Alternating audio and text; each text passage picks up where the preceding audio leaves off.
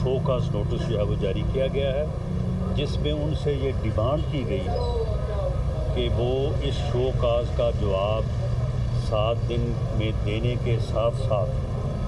जो है वो अपने रवैये को दुरुस्त करें, और उनसे तकाजा किया गया है कि वो इस किस्म की बयानबाजी से जो है वो इज्तनाब करें और इस बात की वजाहत करें कि जो उन्होंने बात की है उसके वो क्यों की है और क्यों ना उनके ख़िलाफ़ जो है वो पार्टी डिसिप्लिन के मुताबिक जो है वो कार्रवाई की जाए। पार्टी के सेक्रेटरी जनरल चौधरी हसन इकबाल साहब मौजूद हैं, तो मैं उनसे कहूँगा कि वो भी आपको जो है वो आज के हवाले से और पार्टी की जो ओवरऑल पॉलिसी है कि पार्लिमानी बोर्ड जो है वो पंजाब का तो मैंने जिक्र कर दिया कि आज सरगोदा डिवीज़न हमने किया है, मंडे को रावलपिंडी डिवीज़न करेंगे,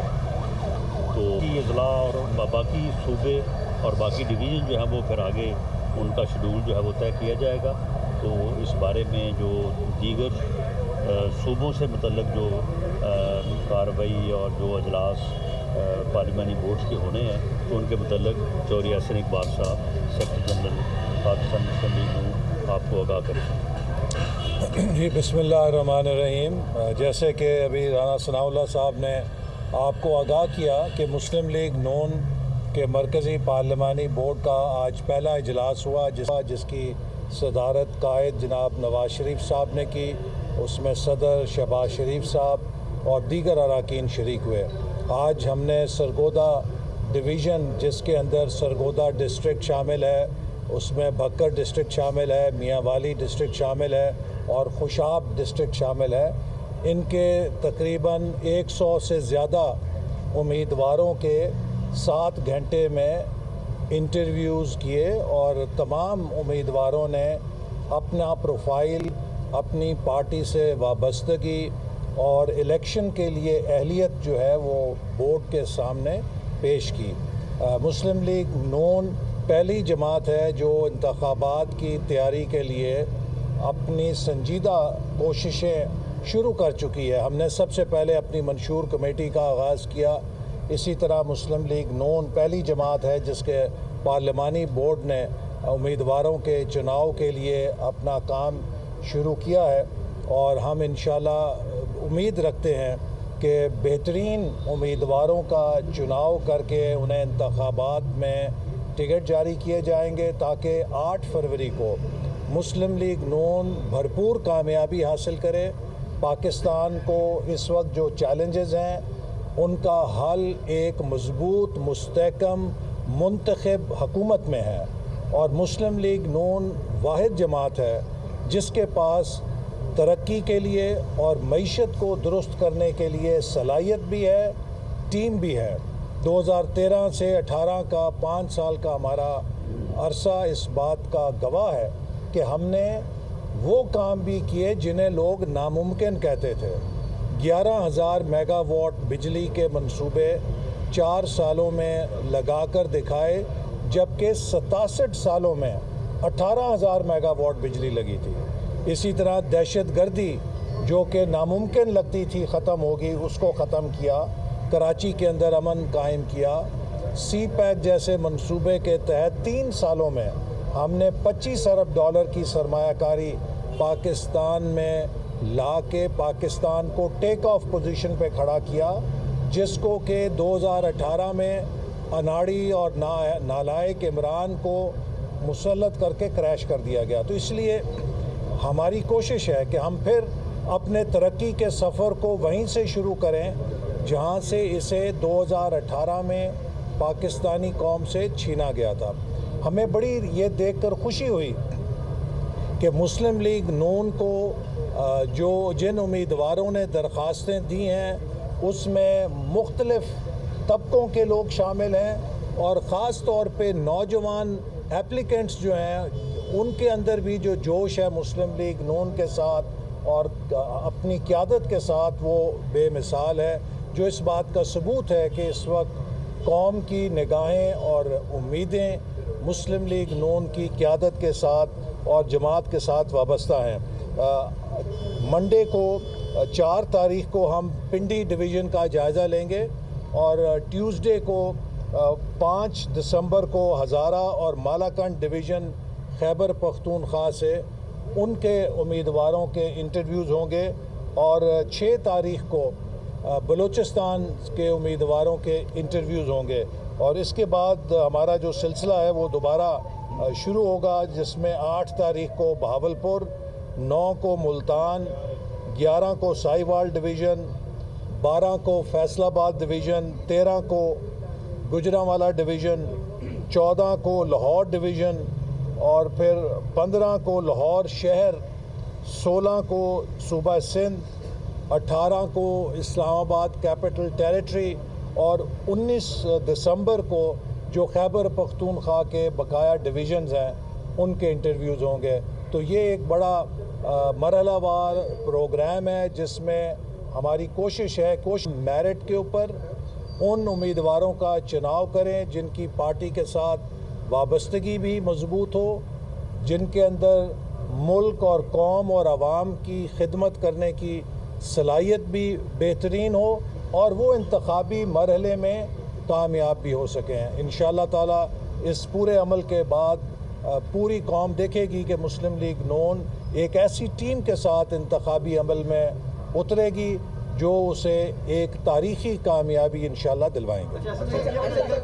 دانیال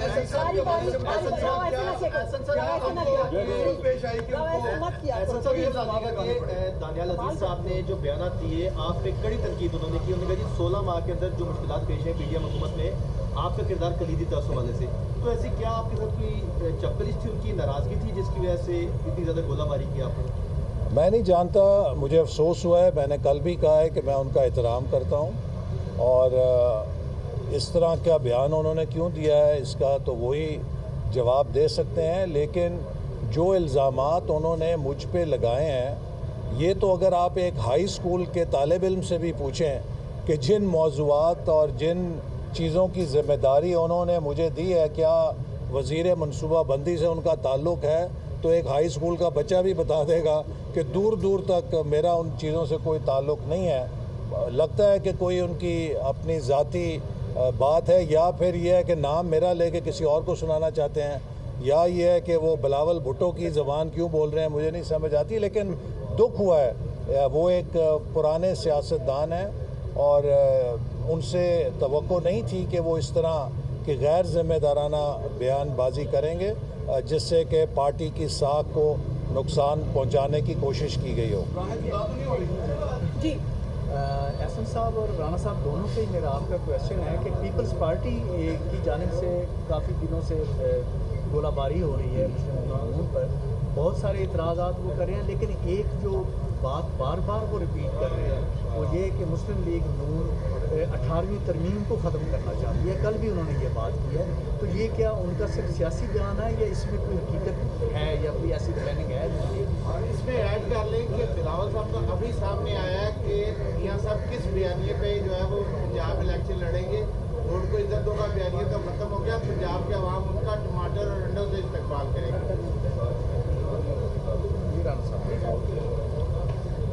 دیکھیں معاملہ یہ ہے کہ پیپلز پارٹی جو ہے وہ پنجاب میں پی ایم ایل این کا مخالف ووٹ جو ہے اس کو اٹریکٹ کرنا چاہتی ہے، تو سیاسی طور پہ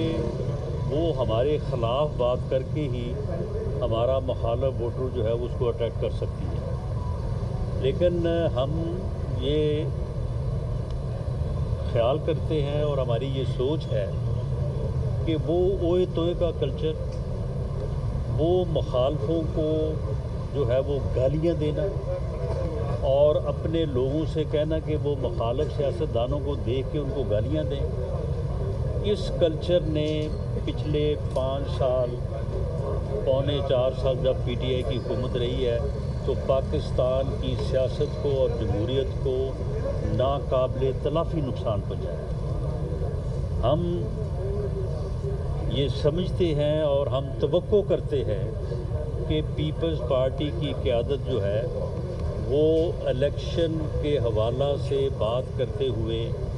ان جمہوری روایات کو اور ان اقدار کو جو ہے وہ پیش نظر رکھے گی، باقی انہیں بالکل الیکشن پنجاب میں لڑنے کے لیے اگر وہ سمجھتے ہیں کہ پی ایم ایل این کے ساتھ ان کا مقابلہ ہے اور انہوں نے پی ایم ایل این کے خلاف بات کرنی ہے، پی ایم ایل این کے اوپر تنقید کر کے انہوں نے ووٹ حاصل کرنا ہے، تو اس کی انہیں آزادی ہے، وہ بھرپور طریقے سے وہ کریں اور اپنا زور لگائیں پورا، انہیں حق حاصل ہے کہ وہ پنجاب میں کوشش کریں۔ میں اس میں ذرا ایڈ کر دوں کہ دیکھیے اگلے الیکشن میں مسلم لیگ نون کا بیانیہ مسلم لیگ نون کی ترقی کا ایجنڈا اور کارکردگی ہوگی۔ 2018 میں 2 جماعتیں آزمودہ تھیں اور ایک نسبتاً نئی جماعت تھی،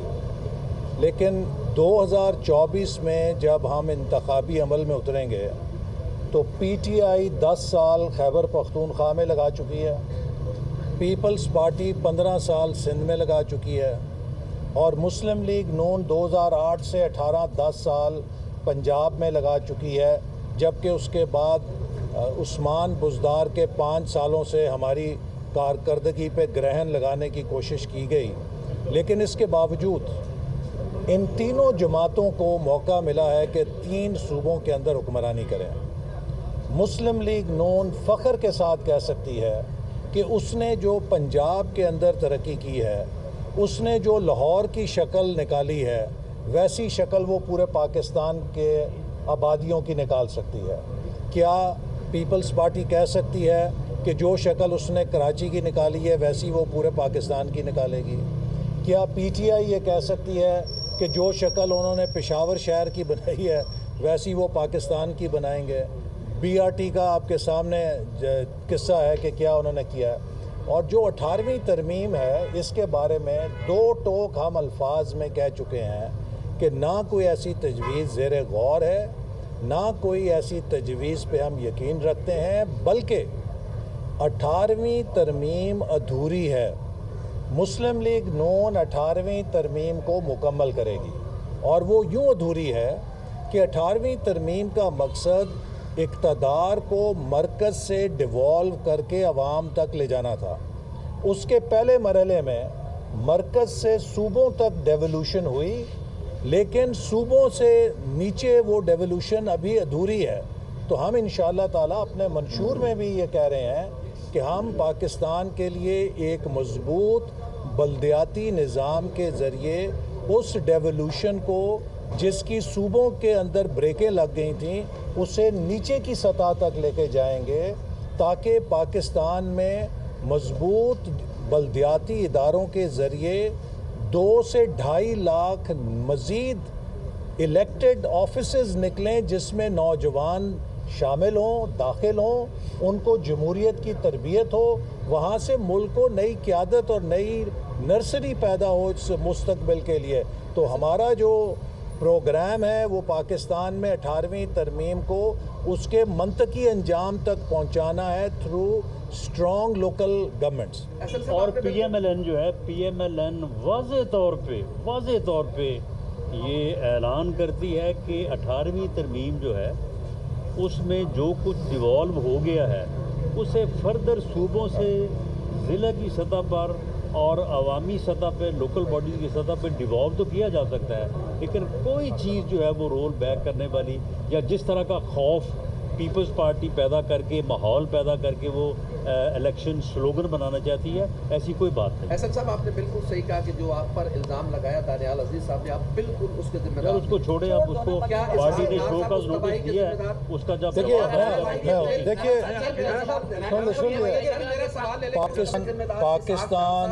پاکستان آج جس تباہ کن مہنگائی کا سامنا کر رہا ہے اس کی تمام تر ذمہ داری عمران نیازی کے ان 4 سالوں پر ہے، اور اس آئی ایم ایف معاہدے کے اوپر ہے جو عمران نیازی جس پر دستخط کر کے گیا۔ جب یہ آئی ایم ایف کا معاہدہ ہو رہا تھا، آپ قومی اسمبلی کی تقاریر اٹھا کر دیکھیں، ہم نے اپوزیشن میں بیٹھتے ہوئے اس وقت کہا تھا کہ یہ معاہدہ جس کو سرنڈر کر دیا انہوں نے، اگر اس پر جب عمل کرنا پڑے گا تو پاکستان میں بدترین مہنگائی کی لہر آئے گی۔ یہ وہ چیز ہے جو ریکارڈ کے اوپر ہے۔ تو آج پاکستان جس مہنگائی کا سامنا کر رہا ہے اس کی ذمہ داری اس نااہلی کے اوپر ہے کہ جس نے پاکستان کی معیشت کو 4 سال تباہ کیا، جس نے پاکستان کے زر مبادلہ کے ذخائر کو ختم کر دیا، جس نے سی پیک کے منصوبے کو تباہ کر دیا، اور جس نے آئی ایم ایف سے ایسی شرائط پہ معاہدہ کیا کہ جن کا براہ راست اثر ایک عام آدمی کے اوپر پڑا۔ اور اسی لیے ضروری ہے کہ اگر ہم اس مہنگائی کو ختم کرنا چاہتے ہیں تو ہمیں ملک کی معاشی بحالی کے لیے ایک مضبوط، مستحکم اور آزمودہ حکومت کی ضرورت ہے، جیسے ہم نے 2013 سے 18 کے درمیان مہنگائی کو ختم کر دیا تھا۔ اچھا سر، یہ بتائیے گا کہ پاکستان مسلم لیگ نون کے جتنے بھی امیدوار ہیں قومی اسمبلی کے اور صوبائی اسمبلی کے، اور پنجاب میں کافی حد تک زیادہ تر جو ہے 16 کینڈیڈیٹس میں امیدوار ہیں ٹکٹ کے، لیکن اس کے ایک پاکستان مسلم لیگ نون جو ہے الیکٹیبلس کو بھی شامل کری اور دیگر جو لوگ ہیں شمولیت اختیار کر رہے ہیں، جہاں سے پاکستان مسلم لیگ نون کے کینڈیڈیٹس بھی جو ہے امیدوار ہیں۔ تو کیا پاکستان مسلم لیگ نون کے وہ لوگ جو ناراض ہو رہے ہیں ان کی شمولیت سے، ان کو کس طریقے سے ہینڈل کیا جائے گا؟ دیکھیں، الیکٹیبلٹی جو ہے وہ ہر الیکشن کے لیے ایک بنیادی جو ہے وہ شرط ہوتی ہے۔ پاکستان مسلم لیگ نون جو ہے وہ اپنے کینڈیڈیٹس کا چناؤ کرتے وقت اس بات کو لازماً پیش نظر رکھے گی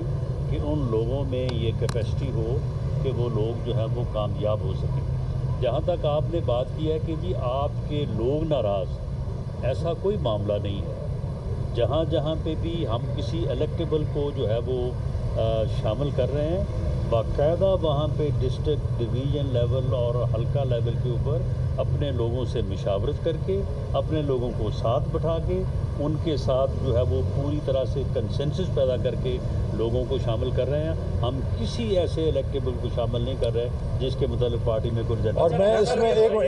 اس کی ایک میں وضاحت، ایک منٹ میں ایک واضح اور کر دوں۔ دیکھیے، مسلم لیگ نون کے پاس جس حلقے میں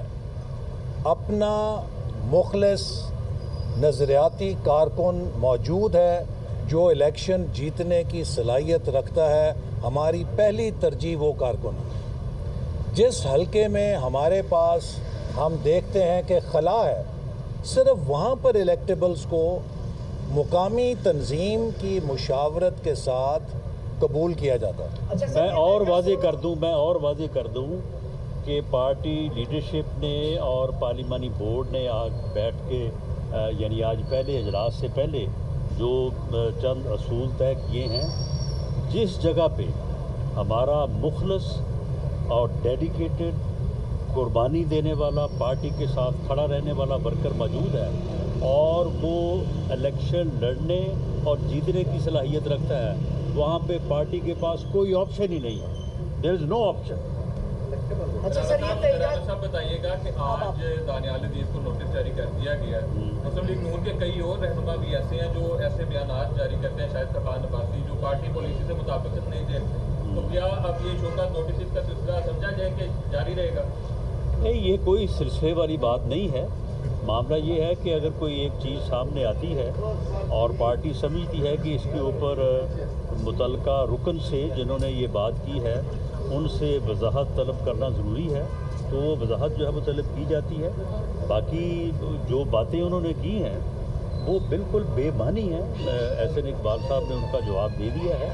تو ایسا اگر کوئی اور رکن کسی طرف کوئی بیان دیتا ہے یا بات کرتا ہے تو اس کا پارٹی جواب بھی دے سکتی ہے اور وضاحت بھی دے سکتی ہے۔ رانا صاحب، یہ کہا جا رہا ہے کہ کچھ حلقے یہ بات کر رہے ہیں کہ نواز شریف علاج تھوڑا سا ان کا باقی رہ گیا اور وہ ہو سکتا ہے کہ لندن واپس چلے جائیں، تو ان یہ کون سے حلقے ہیں؟ کچھ حلقے کہہ رہے ہیں، میرا خیال ہے کہ یہ آپ ہی کہہ رہے ہیں۔ سر یہ کہے گا کہ 16 ماہ جو ہے وہ نون لیگ پی ڈی ایم کا حصہ رہی ہے، جی حکومت کی ہے، تو اب ایک دوسری جو سیاسی جماعتیں ہیں وہ ایک دوسرے کے خلاف اسٹیٹمنٹ دے رہی ہیں، تو کیا اس وقت مفادات کے لیے اکٹھے ہوئے تھے سارے کے جو جی اس وقت کولیشن گورنمنٹ جو ہے اس کے لیے تمام پارٹیز اکٹھی ہوئی تھی۔ پی ڈی ایم کبھی بھی الیکشن اتحاد نہیں تھا، اور اس وقت تمام پارٹی جو ہیں اس ملک کو ڈیفالٹ سے بچانے کے لیے اکٹھی ہوئی تھی اور وہ بچایا۔ وہ ایک قومی چیلنج تھا جس کے لیے سب اکٹھے ہوئے تھے، ایک قومی چیلنج تھا،